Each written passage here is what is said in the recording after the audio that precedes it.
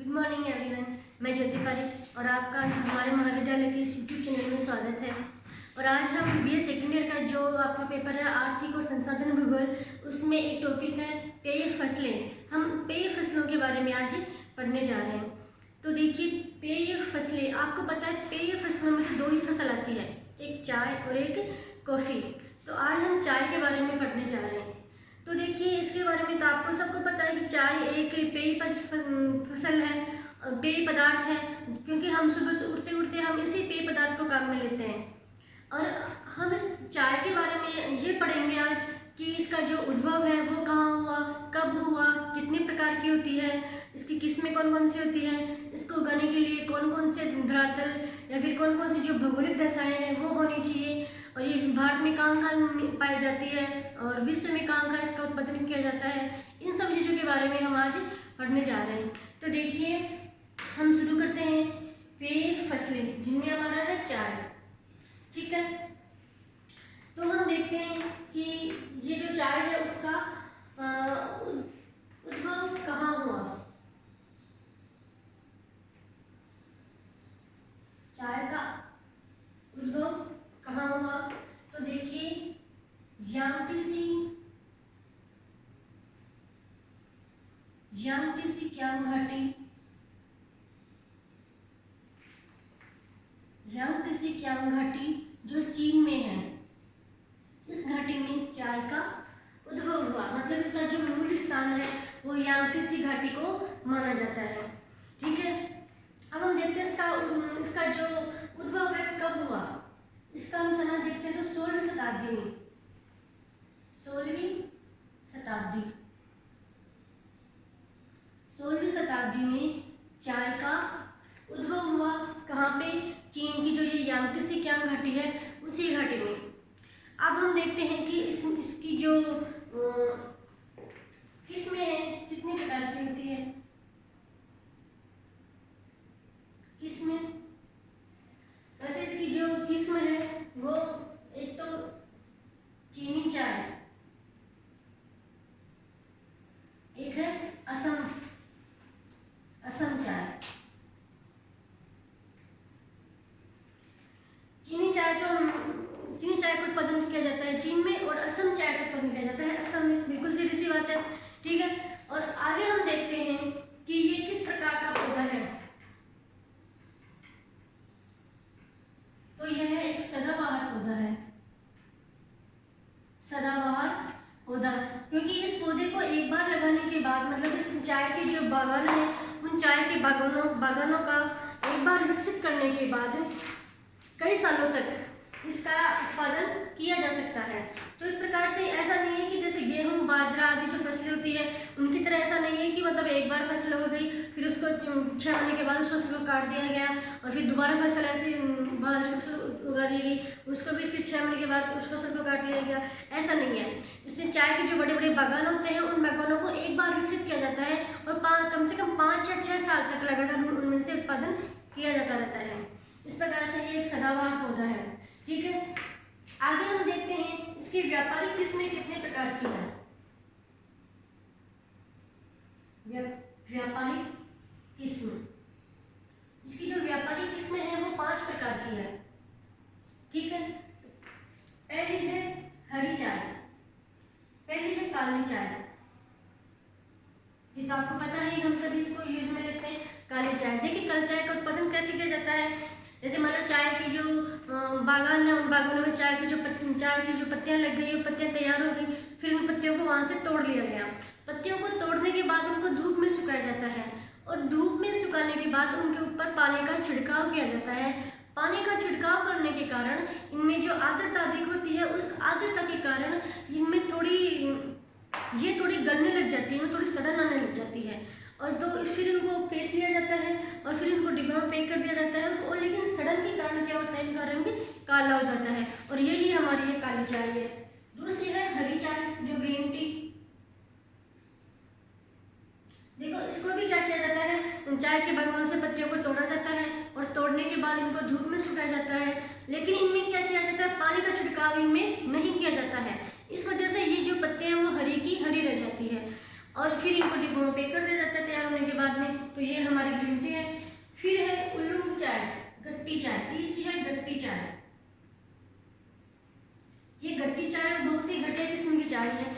इसका जो अच्छा उत्पादन नहीं होता है, मतलब जो चाय ग्रीन टी और ब्लैक टी को तैयार किया जाता है उसके बाद में जो भी कुछ नीचे नीचे जो कचरा बच जाता है, मतलब छोटे छोटे डंठल बच जाते हैं, उन डंठलों को ही काम में लेकर मतलब पीस पास के इनको तैयार कर दिया जाता है। तो ये गट्टी चाय है, बहुत ही घटिया किस्म की चाय है, इसको हम बहुत कम यूज में नहीं लेते हैं। तीसरी है हमारी उल्लुंग चाय।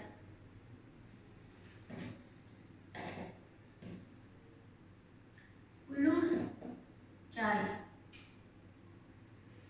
ये जो उल्लुंग चाय है ये काली चाय और हरी चाय का एक मिश्रित रूप है, क्योंकि इसमें काली चाय के जो गुण मिलते हैं वो भी इसमें पाए जाते हैं और हरी चाय में जो गुण मिलते हैं वो भी इसमें पाए जाते हैं। इस प्रकार ये दोनों चाय का एक मिश्रित रूप है उल्लुंग चाय।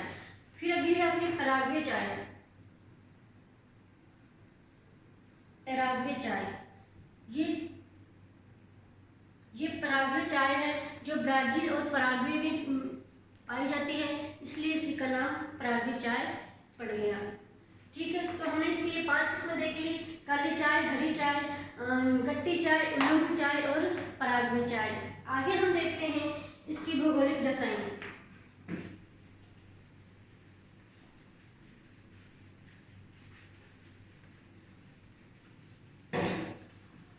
अभी तक हमने देखा कि इसका उद्भव, इसका समय, इसकी किस्म। तो देखिए इसका उद्भव हुआ यांगत्से सिकियांग घाटी चीन में। इसका जो समय है वो 16वीं शताब्दी में, मतलब 16वीं शताब्दी में चीन की यांगत्से सिकियांग घाटी में इस चाय का उद्भव हुआ। इसकी 2 किस्में हैं, एक तो चीनी और एक असमी। असमी तो असम भारत में मिलती है और जो चीनी है वो चीन में मिलती है। और फिर हमने इसके जो प्रकार हैं वो देख लिए। आगे हम देखते हैं इसकी भौगोलिक दशाएं। भौगोलिक दशाएं कि चाय को उत्पादित करने के लिए कौन कौन सी भौगोलिक दशाएं होना आवश्यक है, जिनमें हम पहला देखते हैं तापमान। तापमान में हम देखते हैं कि इस चाय का जो उत्पादन किया जाता है, चाय के उत्पादन करने के लिए कम से कम 24 से लेके 30 डिग्री सेल्सियस तापमान का होना आवश्यक है। 24 से लेके 30 डिग्री सेल्सियस तापमान का होना आवश्यक है। लेकिन जो ठंडी हवाएं हैं, ठंडी हवाएं इस चाय के उत्पादन को बाधित करती है, लेकिन इस चाय की जो पत्तियां हैं वो पत्तियां सिकुड़ जाती है ठंडी हवा में। मतलब चाय की उत्पादन के लिए नॉर्मल तापमान होना आवश्यक है, जो कितना 24 से लेके 30 डिग्री सेल्सियस तापमान की आवश्यकता होती है। और ठंडी हवाएं इस चाय के उत्पादन के लिए हानिकारक है। दूसरा हमारा तापमान जो भौगोलिक दशा है वो है धरातल। धरातल, तो चाय के उत्पादन के लिए हमें ढालू युक्त भूमि का होना आवश्यक है। ढालू युक्त धरातल, चाय के उत्पादन के लिए धरातल कैसा होना चाहिए? समतल धरातल इसके लिए बिल्कुल भी उपयुक्त नहीं है, इसके लिए ढालू युक्त धरातल होना आवश्यक है। तो इसी वजह से हमारी जो भारत का जो पूर्वोत्तर क्षेत्र है, उस पूर्वोत्तर क्षेत्र में ढालू भूमि पर इस चाय के बागानों को विकसित किया जाता है। फिर है वर्षा। तो चाय के बागानों को विकसित करने के लिए कम से कम 150 सेंटीमीटर से लेके 250 सेंटीमीटर तक वर्षा का होना आवश्यक है। ठीक है, वर्षा कितनी होनी चाहिए? 150 से लेके 200 सेंटीमीटर तक वर्षा होना आवश्यक है, मतलब इसके लिए अधिक आर्द्रता की जरूरत पड़ती है। फिर है मिट्टी। चाय के बागानों को विकसित करने के लिए हमें वो चिकनी मिट्टी, चिकनी मिट्टी और इसके लिए दोमट युक्त मिट्टी, ह्यूमस युक्त दोमट मिट्टी,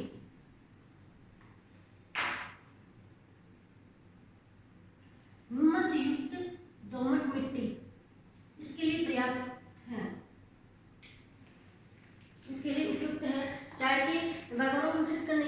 चिकनी और ह्यूमस युक्त दोमट मिट्टी उपयुक्त मानी जाती है। फिर है श्रमिक।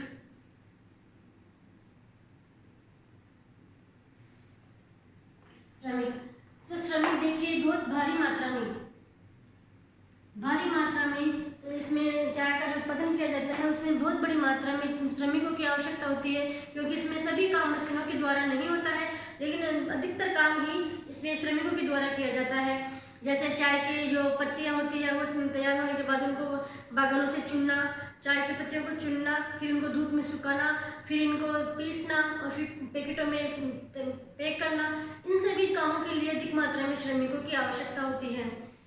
तो ये है हमारे चाय के लिए भौगोलिक आवश्यक दशाएं, जिसमें तापमान है 24 डिग्री से लेकर 30 डिग्री सेल्सियस तापमान, वर्षा है 150 से लेकर 250 सेंटीमीटर वर्षा, और धरातल है वो ढालू, क्योंकि समतल धरातल होगा तो उसमें वो पानी ठहर जाएगा, और जब पानी ठहर जाता है, पानी रुक जाता है तो इसकी जो पत्तियां होती हैं वो गलने लग जाती है, इसलिए ढालू भूमि की इसमें आवश्यकता अधिक होती है।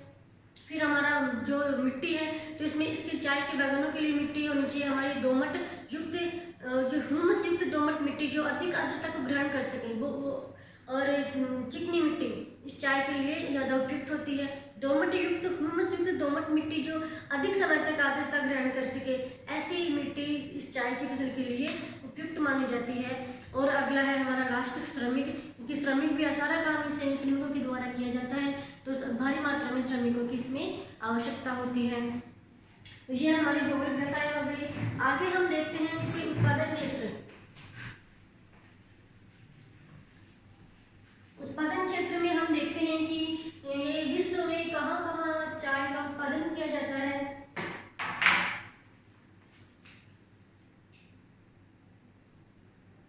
उत्पादन क्षेत्र तो देखिए हम भारत में देखते हैं उत्पादन क्षेत्रों में है, एक तो भारत, दूसरा हमारा है चीन, तीसरा हमारा है श्रीलंका, चौथा हमारा है इंडोनेशिया।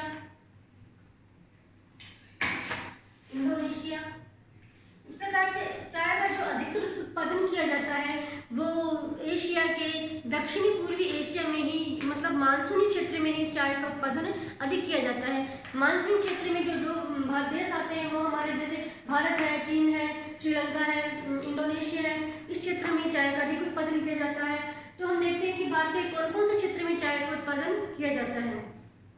तो हम देखते हैं कि चाय में भारत में चाय का अधिकतर उत्पादन किया जाता है एक तो असम में, ये तो आप सभी को पता है। असम की कौन सी? सुरमा घाटी, ब्रह्मपुत्र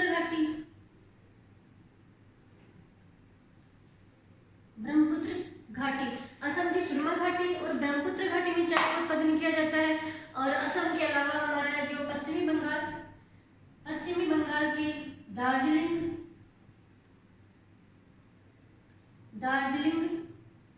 और जलपाईगुड़ी,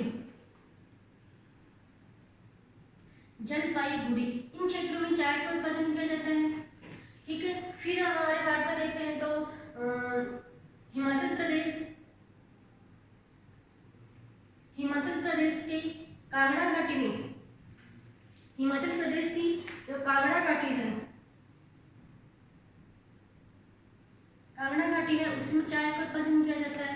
उसके बाद देखते हैं झारखंड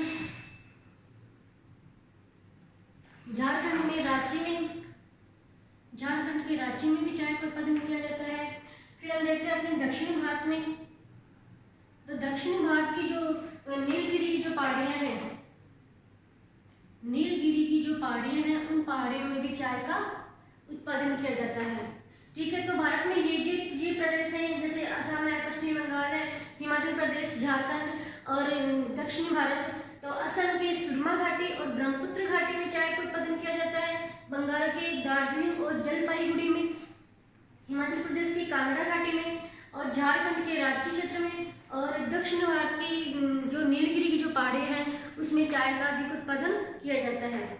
ये तो उत्पादन क्षेत्र है वो हमारे भारत के हैं। आगे हम देखते हैं चीन के उत्पादन क्षेत्र। चीन में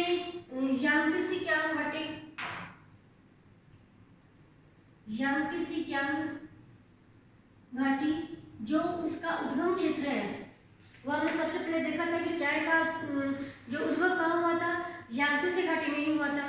तो यहाँ तो पाना ही है चाय, यांगत्से घाटी और सिक्यांग घाटी, यांगत्से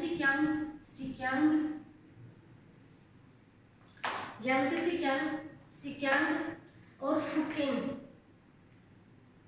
इस क्षेत्र में चाय का उत्पादन किया जाता है। अब श्रीलंका में हम देखते हैं तो मध्य व दक्षिणी पठारी क्षेत्र में, मध्य व दक्षिणी पर्वतीय क्षेत्र,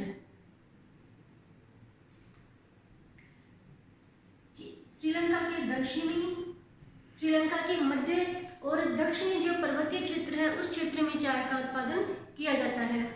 फिर हम आगे देखते हैं इंडोनेशिया। तो इंडोनेशिया की जावा और सुमात्रा,